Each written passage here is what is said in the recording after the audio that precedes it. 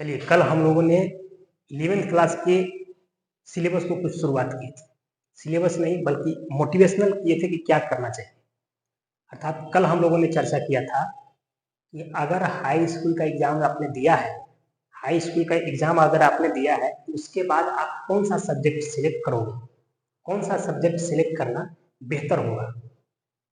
मैंने आपको रिकॉल करते हैं कि एक बार रिकॉल करते हैं, कल हमने क्या क्लू पॉइंट बताया था।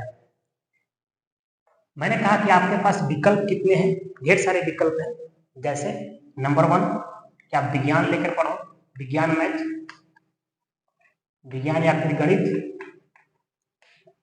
दूसरा विकल्प यह है कि आप आर्ट्स ले लो, सामाजिक विज्ञान ले लो, सामाजिक विज्ञान। तीसरा विकल्प यह था कि आप कॉमर्स ले लो, कॉमर्स। और चौथा विकल्प भी मैंने कल बताया था कि भाई कमाने ही चले जाओ यार, ठीक है। जैसे कि ग्रामीण क्षेत्र में लोग जा रहे हैं ना, कमाने ही चले जाओ। तो ये चौथा विकल्प आपको सिलेक्ट नहीं करने का है, ठीक है। लाइफ को अंधकार में नहीं बनाना है, कमाने ना चले, कमाने चले गए, ये चीजें नहीं करने का है।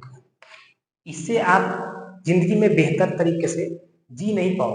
आप उठा कर देखिए, थोड़ी सी नजर दौड़ाइए आसपास में, जो लोग हाई स्कूल का एग्जाम दिए और चले गए, कमाने के लिए चले गए, तो कमाने जाएंगे तो 2 रुपए कमाएंगे, और कमाएंगे तो उनके पास अच्छे कपड़े हो सकते हैं, अच्छे मोबाइल हो सकता है, अच्छे फोन हो सकता है, मोबाइल फोन हो सकता है, बाइक हो सकता है। लेकिन आने वाला समय में तो बहुत बेहतर नहीं कर पाते, मैक्सिमम लोग बेहतर नहीं कर पाते हैं। इसलिए आप इसको तो पहले सिलेक्ट ही मत करो, कुछ ना कुछ इसमें से ही सिलेक्ट करो, ठीक है। अब मैंने आपको कल एक बताने का कोशिश किया, यदि आपकी जिंदगी का टारगेट सेट है, अगर आपका जिंदगी का लक्ष्य सेट है, ठीक है, लक्ष्य सेट है, आपका मकसद सेट है, आपका कोई गोल है, कोई महत्वाकांक्षा है, तो उसी हिसाब से सब्जेक्ट का चयन करें। यदि ये सब आपके पास नहीं है तो क्या करें। अगर नहीं है तो सबसे ज्यादा जो रिस्की काम है, विज्ञान मैथ लेकर चलना, इसको लेकर चलिए। आपके पास सभी दरवाजा खुला रहेगा। जब भी आप चाहेंगे तो सामाजिक विज्ञान में भी शिफ्ट हो सकते हैं। जब आप चाहोगे आगे चलकर ग्रेजुएशन में, तो कॉमर्स में भी आप शिफ्ट हो सकते हैं। और शिफ्ट होने का मतलब सिर्फ शिफ्ट होना नहीं है, आप बेहतर तरीके से शिफ्ट हो सकते हो। अर्थात अगर आप 11th-12th में विज्ञान गणित लेकर पढ़े हैं, तो ग्रेजुएशन में सामाजिक विज्ञान लोगे तो आपकी स्थिति अच्छी रहेगी, खराब नहीं होगी। कॉमर्स लोगे तो आपकी स्थिति अच्छी रहेगी, खराब नहीं होगी। लेकिन यदि आपने सामाजिक विज्ञान अभी सिलेक्ट कर लिया आसान के तरीके से, मतलब आसान होने के नाते, तो आप ग्रेजुएशन में चाह कर भी गणित और विज्ञान नहीं ले पाएंगे, क्योंकि तब तक आपका मस्तिष्क इधर चला जाएगा। और एक कठिनाई है, इसके कंपेयर में एक कठिन शब्द है, कठिन सब्जेक्ट है, तो आप वहां कर ही नहीं पाओगे।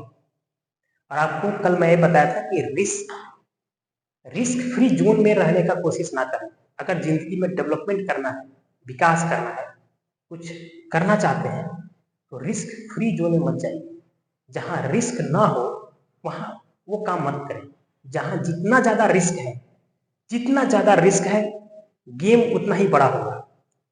रिस्क ज्यादा है, आपको सफल होने की चांसेस भी ज्यादा होगा। इस चीज को मान लो, ठान लो, जान लो, ठीक है।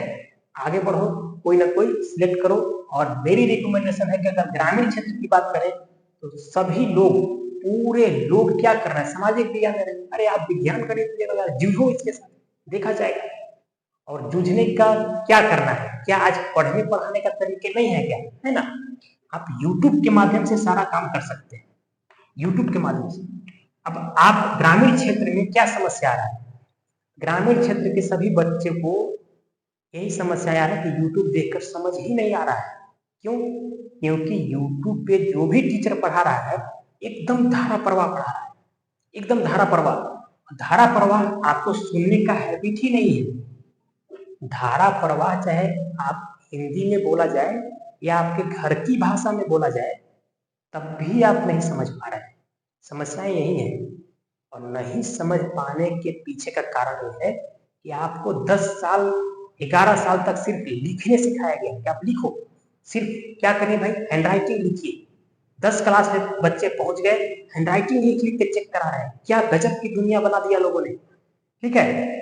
11th 12th में भी हैंडराइटिंग लिखवाया जा रहा है, जो आपको 1 2 3 क्लास में करके खत्म कर देना था, वो चीज आपको हाई स्कूल तक टीचर क्या कर रहा है, हैंडराइटिंग लिखो। सबसे आसान काम है यार, बोल दो स्टूडेंट को कि हाँ ठीक है जाओ और हैंडराइटिंग लिखो, सबसे आसान काम है, उसको जाकर चेक कर लेना।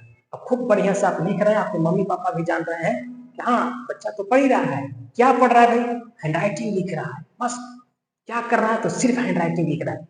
हर स्कूल में हर कोचिंग में यही चल रहा है। कोचिंग वाले भी नहीं छोड़ रहे हैं यार, कोचिंग वाले भी करते हैं कि हैंडराइटिंग लिखो। क्या गजब का सिचुएशन है। यही वजह है कि आपको लिखने के अलावा न ही सुनने कभी सिखाया गया, न समझने कभी सिखाया गया, न पढ़ने कभी सिखाया गया। आपकी दुनिया सिर्फ और सिर्फ हैंडराइटिंग लिखने में रह गया है। यही वजह है कि आपको यूट्यूब नहीं समझ में आ रहा है।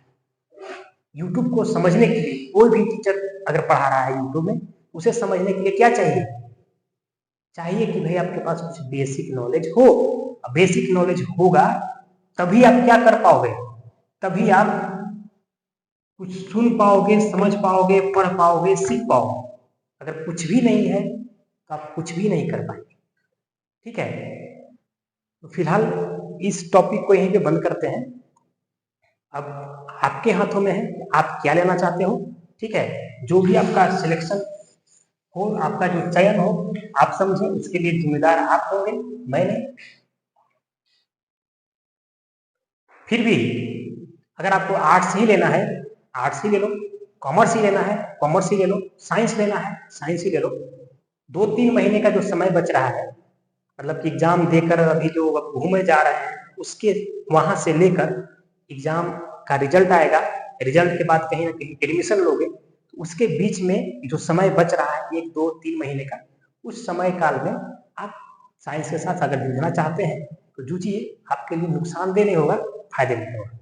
तो साइंस के साथ जूझने के लिए अब हमारे साथ जूझ सकते हैं।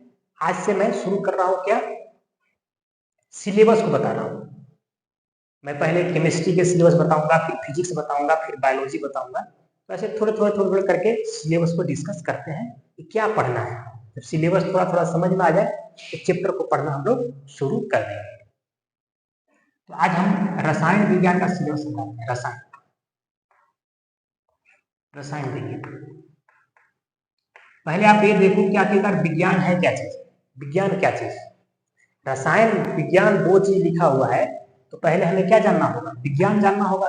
विज्ञान क्या चीज है, तो विज्ञान को पहले जान लो। विज्ञान का मतलब है कि किसी भी चीज को हम क्रमबद्ध तरीके से पढ़ रहे हैं। कैसा, क्रमबद्ध तरीके से पढ़ रहे हैं, ठीक है। क्रमबद्ध का मतलब क्या है भाई, क्रम के अनुसार एक के बाद एक, एक के बाद एक, एक के बाद एक, ऐसा पढ़ रहे हैं। तो ऐसा अगर हम पढ़ने लगे तो उसको क्या कहें, विज्ञान कहें। सुव्यवस्थित ढंग से पढ़ें, कोई भी चीज की जानकारी नहीं है और उसको क्या करेंगे हम, सुव्यवस्थित ढंग से पढ़ेंगे, तो उसको क्या कहेंगे, विज्ञान, ठीक है। दस्तावेजीकरण के साथ पढ़ें, मतलब कि जो कुछ भी हम पढ़ रहे हैं, जो कुछ भी हम सीखने का कोशिश कर रहे हैं, वो सारा चीज कैसे करें, रिकॉर्डेड फॉर्म में करें, अर्थात नोटबुक में हम क्या करें, लिखते चलें कि हाँ हमने ये सोचा आज, कल मैंने ये सोचा, परसों ये सोचेंगे, डेट वाइज उसको कुछ ना कुछ लिखते चले। कहने का ये मतलब हुआ कि विज्ञान है क्या चीज, क्रमबद्ध, क्रमबद्ध तरीके से पढ़ाने सिखाता है, सुव्यवस्थित ढंग से सिखाता है, सुव्यवस्थित ढंग से, और दस्तावेजीकरण, दस्तावेजीकरण के साथ सिखाता है, दस्तावेजीकरण के साथ सिखाता है। आप जिंदगी में कुछ भी करोगे यार, इसकी क्या आवश्यकता ही है ना। अगर आप बिजनेस भी करते हैं तब भी आवश्यकता है, अगर आप यूं ही अगर कुछ लेबर का वर्क भी करने जा रहे हैं तब भी क्रमबद्धता, सुव्यवस्थित और दस्तावेजीकरण की आवश्यकता है। दस्तावेजी, मान लीजिए आप लेबर का सरिया सिटी काम करने गया तो आप भले नहीं कर रहे हो, लेकिन आपका सुपरवाइजर कर रहा है, आपका कंपनी में जो भी मालिक है वो कर रहा है।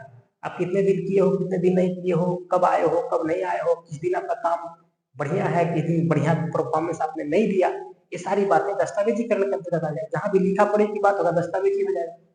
सुव्यवस्थित, कुछ भी आप जिंदगी में करेंगे तो सुव्यवस्थित ढंग से करेंगे, करना ही होगा, तभी आप अच्छा करेंगे। क्रमबद्ध का मतलब एक के बाद एक, एक के बाद एक, एक के बाद एक। ये विज्ञान है, अर्थात विज्ञान का मतलब एक ऐसा शास्त्र जो हमें किसी भी टॉपिक पे, किसी भी चैप्टर पे क्रमबद्धता, सुव्यवस्थित दस्तावेजीकरण के साथ सीखने पढ़ने सिखा दे, वो क्या है? विज्ञान है।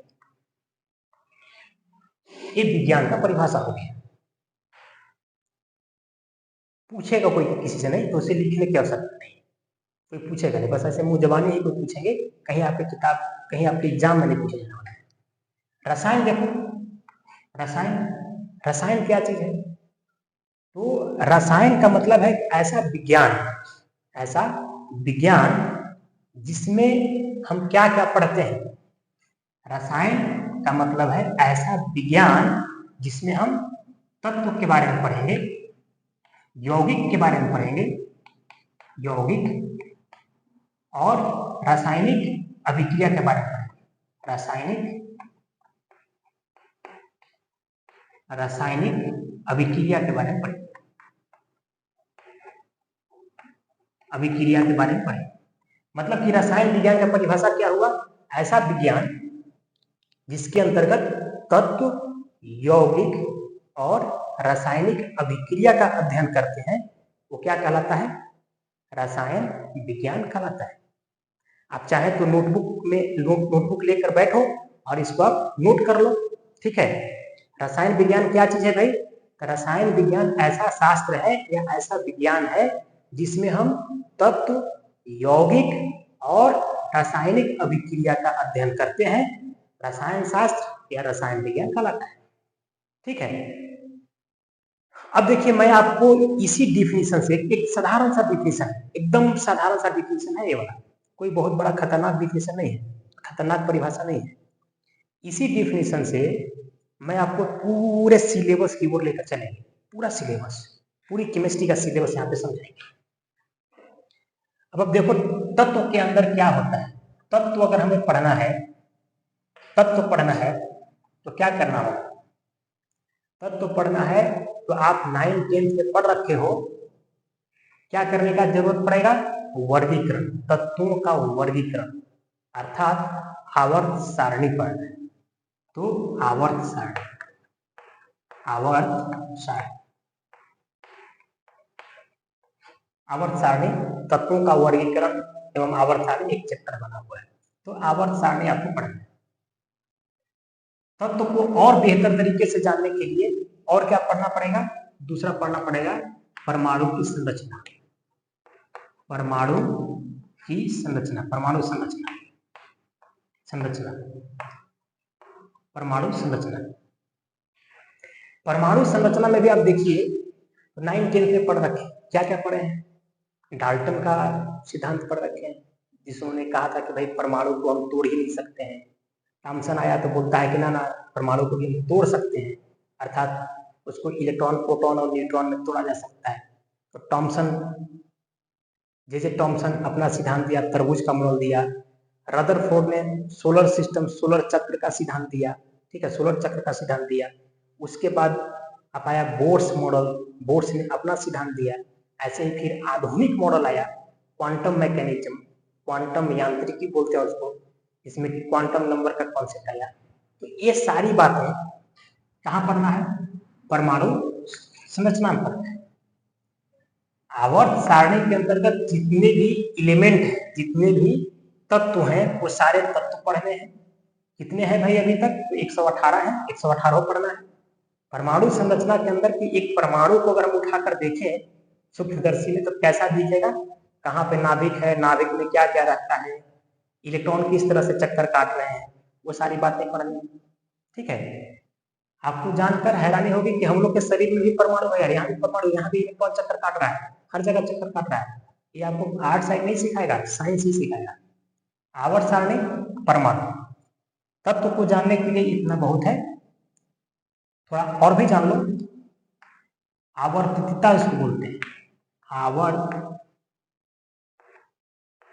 आवर्तिकता, पीरियोडिसिटी इसको बोलते हैं, पीरियोडिसिटी, पीरियोडिसिटी, पीरियोडिसिटी मतलब आवर्त गुण, आवर्तिकता न ताकि उनको आवर्त गुण भी इसको कह सकते हैं।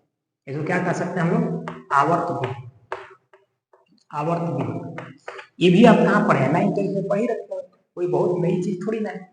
आवर्त गुण का मतलब ये हुआ यदि आप पीरियोडिक टेबल में आवर्त सारणी में बाएं से दाएं चलोगे, ठीक है, अगर आप लेफ्ट हैंड साइड से राइट हैंड साइड चलोगे, बाएं से दाएं चलोगे, तो तत्वों का जो गुण है, तत्वों का जो गुण है, जैसे परमाणु का साइज,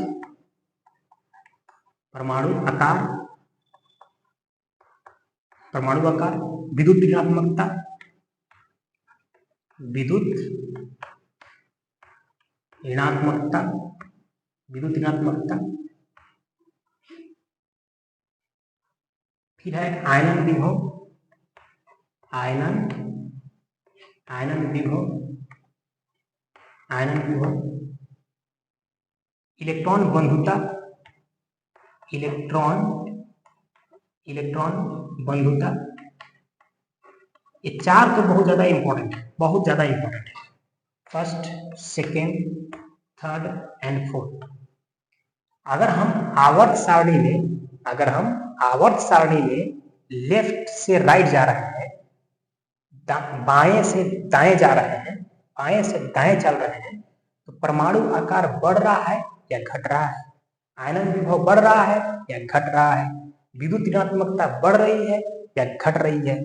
इलेक्ट्रॉन बंधुता बढ़ रही है या घट रही है? ये हमको पता करना है। किस चैप्टर में? आवर्त गुण, इस टॉपिक में, आवर्तिकता में, या फिर इसको हम अंग्रेजी में पीरियोडिसिटी कहते हैं, पीरियोडिसिटी। ठीक है, ये हम लोग यहाँ पे सीखेंगे। अब कोई जरूरी नहीं है कि लेफ्ट टू राइट की बात करेंगे, हम लोग अप टू डाउन भी कर सकते हैं।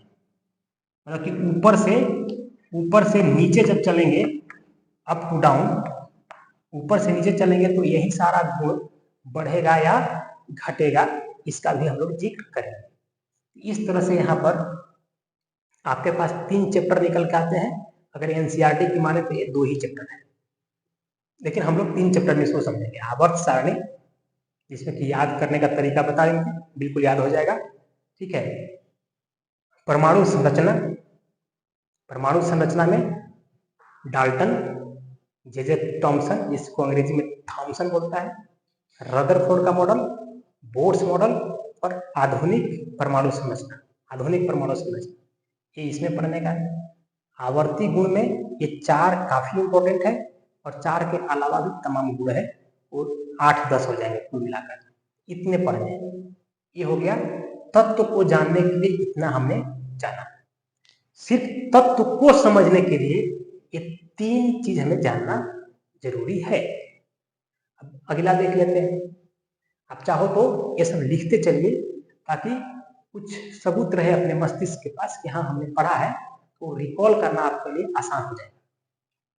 अगर लिखना हो तो वीडियो पॉज करो, तो आप पॉज करके जो है कि लिख लो।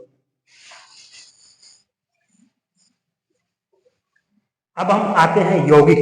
यौगिक को हम कैसे जानेंगे? यौगिक, ये है यौगिक। ठीक है, यौगिक में आप देखिए, यौगिक होता क्या है? तत्व और तत्व, तत्व और तत्व मिलकर ही अणु बना लेते हैं। वही अणु क्या हो गए? आगे चलकर यौगिक कहलाएगा। ठीक है, तत्व और तत्व मिलकर, परमाणु परमाणु मिलकर अणु बनाते हैं, और अणु किसी यौगिक का ही होता है, वही है यौगिक, यही है यौगिक। यौगिक आप देख रहे हो कि कहीं ना कहीं रिएक्शन हो रहा है, फ्यूजन हो रहा है, परमाणु परमाणु मिल रहे हैं, अर्थात कोई ना कोई बंध बन रहा है, बॉन्ड बन रहा है, कोई ना कोई संबंध बन रहा है, कोई ना कोई रिलेशनशिप बन रहा है। इस रिलेशनशिप को, इस संबंध को, इस बंध को या इस बॉन्ड को, ये जो एग्रीमेंट हो रहा है दो के बीच, इस एग्रीमेंट को कहाँ पे पढ़ेंगे? किस चैप्टर में पढ़ेंगे? चैप्टर का नाम है रासायनिक बंधन। 3 चैप्टर उधर हुआ, चौथा चैप्टर यहाँ पे ले लो, रासायनिक बंधन। रासायनिक रासायनिक बंध।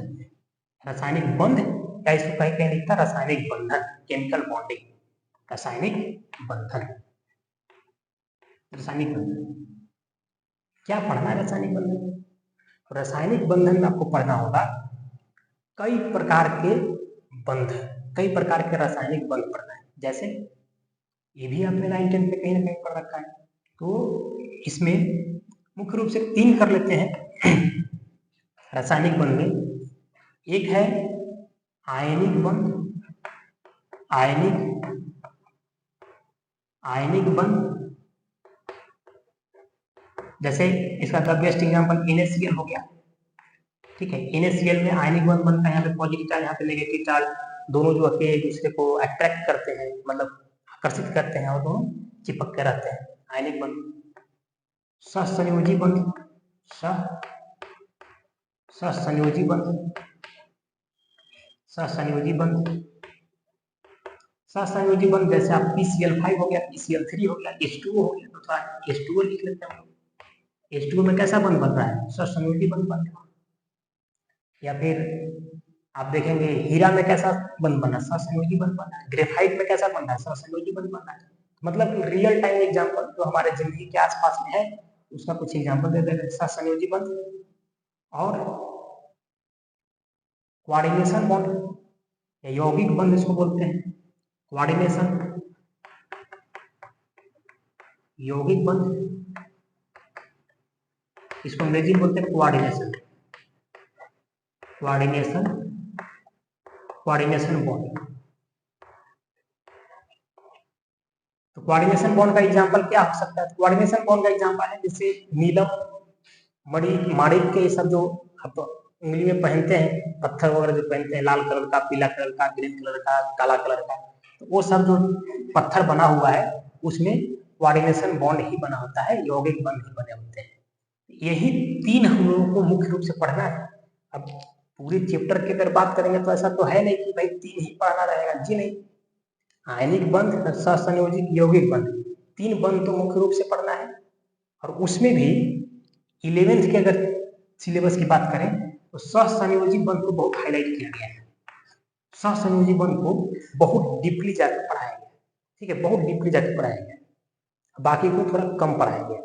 इसके अलावा भी तमाम तरीके के बंध होते हैं जो आपने नाम सुन ही रखा होगा। हाइड्रोजन बंध, जैसे हाइड्रोजन बंध, धात्विक बंध, धात्विक बंध, अधात्विक बंध तो इसी को कहते हैं, ठीक है। एकल इलेक्ट्रॉन बंध, ठीक है, विषम इलेक्ट्रॉन बंध, ये सब भी होता है।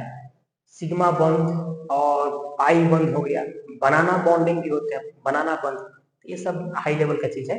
जो छोटे छोटे चीजें हैं वो इतना है। इसमें आप एक हाइड्रोजन बंध को कर सकते हैं। फिलहाल हाइड्रोजन बंध इसके कैटेगरी में नहीं है, इसके ही अंदर में आ जाता है हाइड्रोजन, तो उसको मैं नहीं लिख रहा हूं। रासायनिक बंधन एक चैप्टर हुआ, रासायनिक बंधन के अंतर्गत क्या ये 3 प्रकार का बंध पढ़ने का, आयनिक, सहसंयोजी और यौगिक। अभी तक हमने क्या किया? अभी तक हमने तत्व, यौगिक के बारे में देख लिए, रासायनिक अभिक्रिया के बारे में भी देखना होगा। तो रासायनिक अभिक्रिया को भी जानने के लिए आपको क्या करना होगा? ये रासायनिक बंधन को जानना। रासायनिक अभिक्रिया को जानने के लिए भी क्या करने होंगे? रासायनिक बंधन को जानना होगा। रासायनिक अभिक्रिया जानने के लिए रासायनिक बंधन को जानना होगा। कहने का ये मतलब हुआ कि जो केमिस्ट्री का डिफिनेशन आपके सामने आ रहा है, क्या चीज? रसायन विज्ञान क्या है? तो रसायन विज्ञान ऐसा विज्ञान है, ऐसा शास्त्र है जिसमें तत्व, यौगिक एवं रासायनिक अभिक्रिया का अध्ययन करते हैं। कैसे अध्ययन करते हैं? तो क्रमबद्ध सुव्यवस्थित दस्तावेजीकरण के साथ अध्ययन करते हैं। रसायन विज्ञान वही है। तत्व जानने के लिए हमने क्या किया? आवर्त सारणी की बात किया। आवर्त सारणी पढ़ना होगा। दूसरा परमाणु संरचना।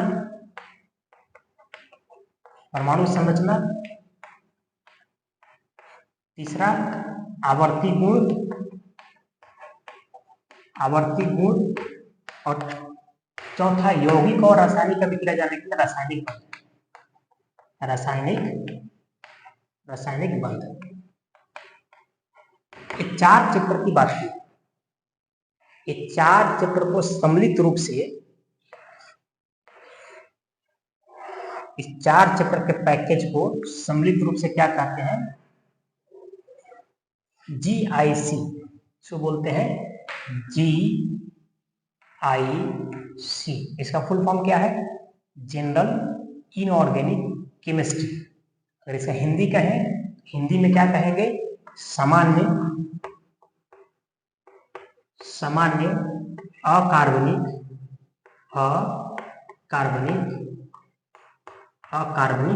रसायन, सामान्य अकार्बनिक रसायन, जो कि पूरा का पूरा रसायन शास्त्र के रीढ़ का हड्डी है। क्या है, रीढ़ का हड्डी है। अगर आपको केमिस्ट्री जानना है तो कम से कम इतने चीज पर बहुत अच्छा कमांड बना लीजिए, तो आप आसानी से रसायन विज्ञान पढ़ पाएंगे। अगर आप साइंस साइड लेके पढ़ रहे हो, साइंस साइड का मतलब है चाहे आप मैथ लेकर पढ़ोगे या फिर बायो लेकर पढ़ोगे, दोनों में ही आपको क्या मिलेंगे, रसायन भी मिलेगा और भौतिकी भी मिलेगा।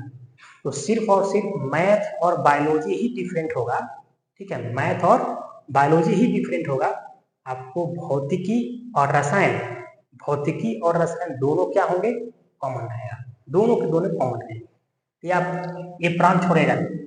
अगर आप साइंस साइड या मैथ स्ट्रीम लेकर पढ़ते हैं तो ये आपको पढ़ नहीं पड़ता। रसायन के रीढ़ का हड्डी क्या है, ये 4 चैप्टर, आवर्त सारणी, परमाणु संरचना, आवर्ती गुण और रासायनिक बंध। इसके अलावा और क्या सिलेबस में है, अगर 11th के सिलेबस की बात करेंगे, 11th के सिलेबस को थोड़ा और देख लेते हैं। नेक्स्ट जैसे हम लोग इसकी ही चर्चा करेंगे, आवर्त सारणी, परमाणु संरचना, आवर्ती गुण और रासायनिक बंध की चर्चा शुरू कर देंगे। फिलहाल थोड़ा सा यहाँ वहां से देख लेते हैं और क्या क्या सिलेबस।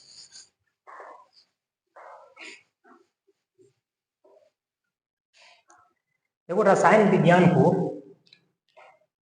विज्ञान को जनरली क्या किया जाता है, बांटा जाता है 3 भाग में।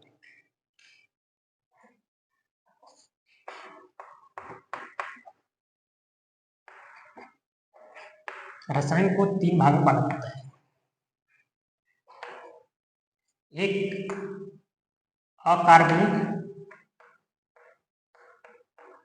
अकार्बनिक में, दूसरा है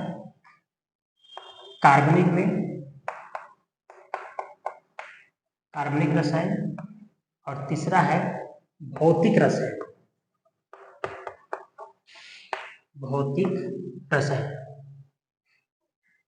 भौतिक रसायन के अंतर्गत ऐसा चीज पढ़ना होता है जो भौतिक विज्ञान के बहुत करीब है, ठीक है, भौतिक विज्ञान के बहुत करीब है। जैसे जो आपको 11th का सिलेबस में पढ़ना है वो है उष्मागतिकी।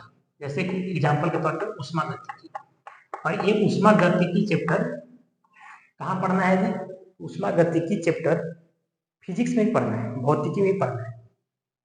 इक्विलिब्रियम पढ़ना है,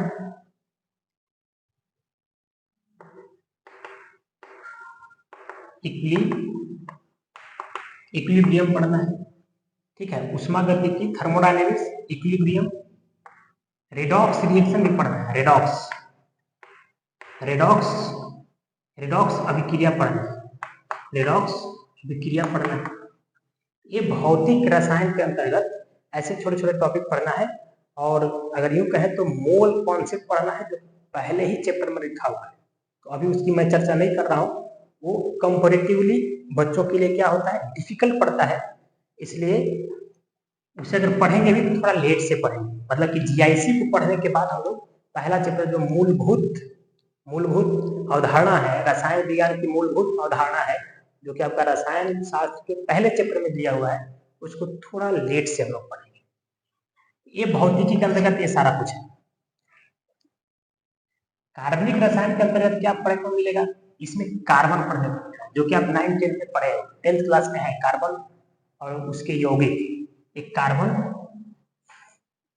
कुल मिलाकर के कार्बन और उसके यौगिक, कार्बन के यौगिक, यही हम लोग को पढ़ना है।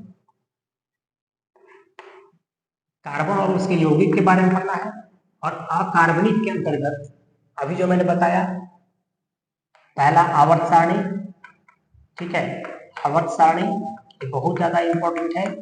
दूसरा क्या, परमाणु संरचना, परमाणु संरचना। तीसरा क्या, आवर्ती गुण, आवर्ती गुण। चौथा क्या, रासायनिक, रासायनिक बंधन, रासायनिक बंधन, रासायनिक बंधन। इतना चीज तो जीआईसी के अंतर्गत है, ये जीआईसी हो गया। इसके अलावा जो पढ़ना है आपको, एस ब्लॉक पढ़ना है, एस ब्लॉक, और पी ब्लॉक का थोड़ा सा पढ़ना है, पूरा पी ब्लॉक थोड़ा पढ़ना है। पी ब्लॉक में सिर्फ 2 ग्रुप, ठीक है, एस ब्लॉक में 2 ही होता है तो 2, और पी ब्लॉक में 6 होता है, 6 में से 2 पढ़ना है। 2 या 3 सिलेबस को लोग फ्लैक्चुएट करा रहा है तो 2 या 3 पढ़ना, या फिर पढ़ना भी होगा, हटा भी रहा है सब सिलेबस से। कुल मिलाकर के रसायन को अगर आपको समझना है तो 1-2 महीने अगर मेहनत आप करते हो, हमारे साथ अगर आप जूझते हो, तो हम केमिस्ट्री का सबसे बेसिक चीज ये जो है, इतना कुछ आपको पढ़ा देंगे। और जिस दिन इतनी बातें समझ में आ गई तो पूरी केमिस्ट्री बहुत ईजी है, उसे समझना कोई बहुत मुश्किल भरा काम बिल्कुल ही नहीं है। नेक्स्ट डे हम आवर्त सारणी को पढ़ेंगे, आवर्त सारणी को पढ़ेंगे। आवर्त सारणी में क्या क्या है, कैसे उसको याद करना है, ये हम लोग देखेंगे।